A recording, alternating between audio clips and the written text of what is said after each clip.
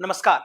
आप देख रहे हैं शगुन टीवी और मैं हूं संदीप और आज हम बात करेंगे मांगलिक दोष की या मांगलिक योग की। आप क्या समझते हैं कि मांगलिक दोष है या योग? आज हम इसकी सविस्तार जानकारी प्राप्त करेंगे। तो सबसे पहले मैं बता दूं कि मांगलिक एक योग है जो आपकी कुंडली में बनता है। कब-कब बनता है और इसके क्या प्रभाव पड़ते हैं? मंगल ग्रह मंगल देव आप पर क्या-क्या शुभ प्रभाव देते हैं और उनसे क्या प्रभाव होता है, इस बारे में हम बात करेंगे। तो सबसे पहले मैं बता दूं, अगर आपकी कुंडली में लगन में यानी पहले भाव में और चौथे भाव में, सातवें भाव में, आठवें भाव में या 12वें भाव में मंगल हैं, तो आप पर मांगलिक प्रभाव है। इससे क्या प्रभाव पड़ेगा ये तो मैं बता ही दूंगा, लेकिन अगर आपकी कुंडली कोई ऐसा ज्योतिषी देख रहा है जो दक्षिण भारत से है या दाक्षिणिक संस्कृति को भी देखता है, तो दूसरे भाव का भी विचार करता है। यानी सेकंड भाव में अगर आपके मंगल हैं तो भी वो मांगलिक प्रभाव के बारे में बात करता है। मैं यहाँ मांगलिक प्रभाव बात कर रहा हूँ हमेशा, मैं कभी भी एक बार भी मांगलिक दोष नहीं कहूंगा, क्योंकि मंगल मेरी नजर में प्रभाव है। अब उसके क्या प्रभाव पड़ते हैं, क्या आपके लिए वो उचित प्रभाव लेकर आ रहा है या आपकी कुंडली में कुछ दोष लेकर आ रहा है, ये उसकी प्रवृत्ति पर निर्भर करता है। तो सबसे पहले मैं आपको ये बता दूं कि ये होता क्या है। जब कुंडली में लगन में, दूसरे भाव में, चौथे भाव में, सातवें भाव में, आठवें या 12वें भाव में मंगल की सीधी या नजर पड़ती है, तो वहां पर मांगलिक प्रभाव पड़ता है। लेकिन ये कब बनता है ये आपको मैंने बता दिया। चलिए अब बात करते हैं इसका प्रभाव क्या माना जाता है। मंगल को माना जाता है कि वो एनर्जी के कारक हैं, बहुत सारी ऊर्जा आपको दे देते हैं। अगर वो ऊर्जा आपके पॉजिटिव साइड्स में चली जाती है तो आपको बहुत अच्छा प्रभाव देती है। वही वो अगर आपके नेगेटिव हाउसेस में चली जाती है, नेगेटिव हाउसेस का मतलब मेरा यहाँ से है छठे भाव में, आठवें भाव में, जो हमेशा माना जाता है कि त्रिक भाव हैं। अगर इन भावों में मंगल की नेगेटिव चली जाती है ऊर्जा, तो वो आपको नकारात्मक प्रभाव देती है। तो इसीलिए मैंने इसको प्रभाव कहा है, मैंने एक बार भी इसको दोष नहीं कहा है। ये दोष नहीं है, ये एक ना घटनाएं हैं, मंगल देव की घटना आपके जीवन में क्या प्रभाव डाल रही है, सिर्फ मैं ये आपको ये बताने वाला हूँ। अब मैं ये बात करता हूँ, ये आपका स्वभाव है उसको वो उग्र कर देती है, क्योंकि मंगल एनर्जी है। मंगल जब एनर्जी देते हैं तो आपके स्वभाव में उग्रता आ जाती है, तेजी आ जाती है, बहुत ज्यादा एनर्जी आ जाती है। अच्छा, कई बार आपने देखा होगा, ये मुझे लगता है बहुत सारे जो युवा हैं उनके साथ है, घर पर आराम से सो रहे हैं और किसी ने परिवार में से कहा कि एक काम करना, जरा ये सामान लेते आना, वो नहीं लाएंगे, बिल्कुल सोते रहेंगे। लेकिन जैसे ही किसी दोस्त का फोन आया, अरे चल खेलने चलते हैं, चलो ये काम करते हैं, वो उठे और चल दिए।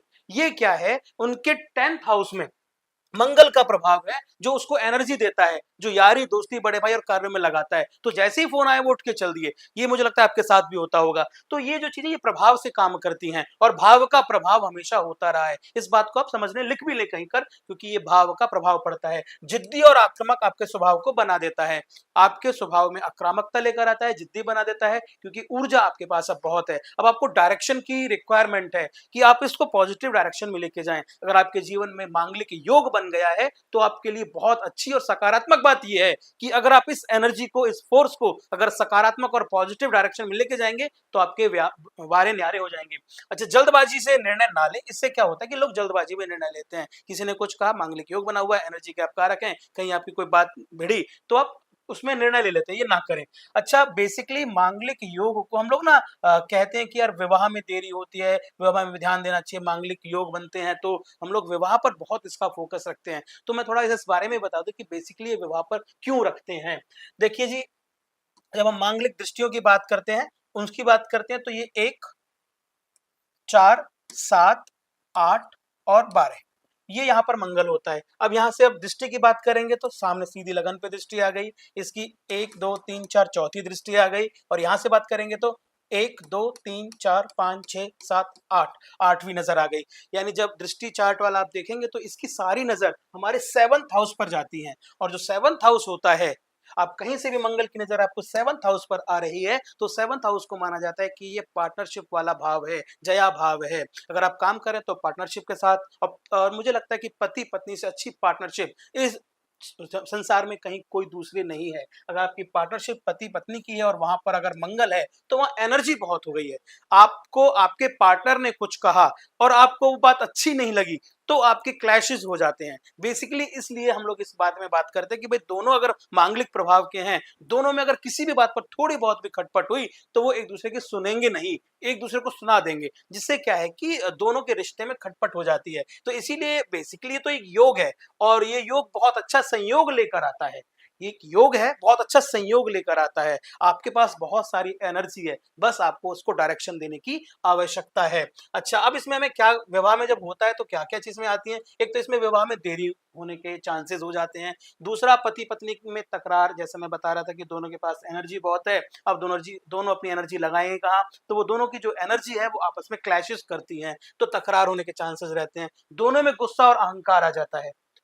ये जो एनर्जी है वो अहंकार की द्योतक है। आपस की समझ में कमी हो जाती है और अलगाव की स्थिति बना देता है। तो इसीलिए ये आपसे विवाह में इसको खासकर जब हम कहते हैं ना कि भाई आपके पास मांगलिक योग बना हुआ है, मांगलिक दोष है, तो आप कोशिश करें सामने वाला जो आपका पार्टनर है, जैसे आपकी शादी होने वाली है, वो मांगलिक योग का नहीं होना चाहिए। वो इसीलिए कहते हैं कि दोनों में जब एनर्जी सेम एनर्जी क्लैश करेगी, तो वो दिक्कतें पैदा करती है। अच्छा, अब मैं एक चीज़ और आपको बता देता हूँ कि भाई अब क्या करना चाहिए? मंगल जो किन स्थितियों में मंगल दोष कम या समाप्त माना जाता है? अब आपकी कुंडली में इन चारों भावों में यानी 1, 4, 7, 8 और 10 इनमें बन तो गया है, लेकिन 12th हाउस तो अब इनमें से कैसे अब कम कैसे हो? कैसे देखा जाए? अगर इसमें से कहीं भी कोई भी बृहस्पति देव अगर आ जाते हैं, देव गुरु बृहस्पति की नजर या बृहस्पति देव आ जाते हैं, तो आपका मांगलिक योग कम हो जाता है। या फिर शुभ ग्रहों की दृष्टि हो। शुभ ग्रहों की दृष्टि से मेरा मतलब बहुत सारे शुभ ग्रह हैं। सिर्फ हम लोग शुक्र की दृष्टि हो, बहुत अच्छा माना जाएगा, आप कट जाएगा। गुरु की दृष्टि हो, कम हो जाएगा। ऐसे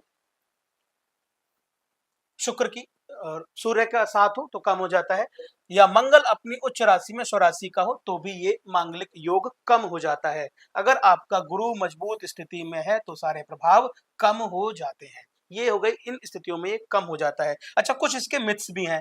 मंगल दोष को या मांगलिक योग को बहुत सारे मिथ्स के साथ भी जोड़ा जाता है कि भाई क्या-क्या सावधानी रखना चाहिए, क्या ये व्यवहारिक है, कैसे इसको ट्रीट करना चाहिए। बेसिकली ये मंगल जब हम शादी की बात करते हैं ना तभी सामने आता है। उससे पहले तो लोगों को पता ही नहीं लगता कि भाई मांगलिक भी है, मंगल दोष भी कोई चीज़ है या योग भी है। वो भी इसलिए क्योंकि जैसा कि मैं बता रहा था, क्योंकि इसकी हर नज़र हर तरीके से 7th हाउस पर जाती है, और जब 7th हाउस पे जाती है तो ये जया भाव होता है, पति-पत्नी का भाव होता है, पार्टनरशिप का भाव होता है। अगर वहाँ पर 2 ज़्यादा एनर्जी वाले सोर्स इकट्ठा हो जाएँगे तो क्लैशेस करते हैं। मेन कारण इसका यही है, इसीलिए लोग इसको देखते हैं कि भाई मंगल योग की स्थिति हमारे 7th हाउस पे तो नहीं है। अच्छा, इसमें हमें सिर्फ़ और सिर्फ़ एक बात का ये ध्यान रखना है, अपनी एनर्जी को या जो आपका क्रोध है उसको हम नियंत्रित कर लें।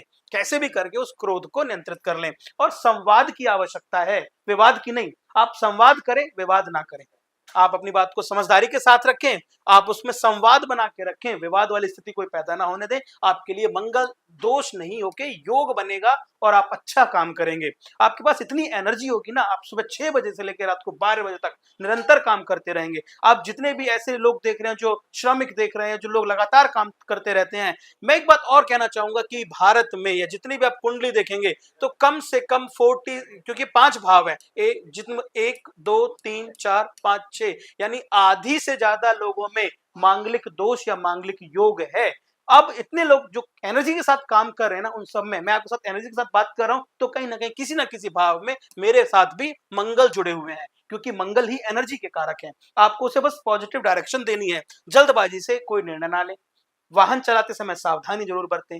ये कुछ ऐसी चीजें हैं। अच्छा, एक जो सबसे बड़ी मेन बात होती है इसमें, जब आप विवाह में अपनी कुंडली मिलाएं तो बस ये चेक कर लें कि विवाह में आपस में सामंजस्य कितना आप लोग स्थापित कर सकते हैं।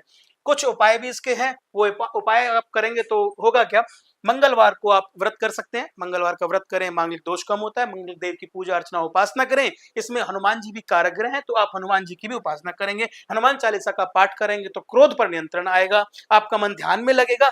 और एक चीज और भी है, अगर आप देव गुरु बृहस्पति की पूजा करते हैं तो भी ये फायदा होगा, क्योंकि मांगलिक दोष को निवारण करने के लिए किसी भी स्थिति में अगर देव गुरु आपकी कुंडली में विराजित होते हैं, अच्छा फल देते हैं, तो भी मंगल दोष कम हो जाता है। तो ये तो रही बात। कुछ और पूछना चाहते हैं? खासकर ये विवाह में ज्यादा काम करता है, उससे पहले तो आपको सच बता रहा हूँ, पता भी नहीं होगा कि आपकी कुंडली में मांगलिक दोष या मांगलिक योग भी है। वो तब इसलिए है क्योंकि आपने पंडितों से पूछा, उन्होंने बताया कि आपकी स्थिति ये उसके हिसाब से, ग्रहों के हिसाब से आपकी कुंडली में ये ग्रह बनते हैं। तब आपको पता लगा, क्योंकि मंगल ही एनर्जी के कारक हैं, सोर्स ऑफ एनर्जी मंगल हैं। तो आप कोई भी काम कर रहे हैं मंगल देव की अनुकंपा कृपा से कर रहे हैं। तो कुछ नियम है, छोटे छोटे हनुमान चालीसा का अगर पाठ करते हैं, जैसा कि मैं आपको बता रहा था, आपके लिए शुभ होगा। और सावधानी मैंने आपको बता दी। अगर आप कुछ पूछना चाह रहे हैं, कुछ बताना चाह रहे हैं या अपनी कुंडली का सविस्तार विवेचना मुझसे कराना चाहते हैं, तो आप अपना नाम, date of birth, place of birth आप मुझे कमेंट बॉक्स में आइए और डिटेल्स के साथ लिख भेजिए। मैं अगले वीडियोज़ में इन कुंडली का सविस्तार विवेचना करूँगा। Till then take care, bye, नमस्कार।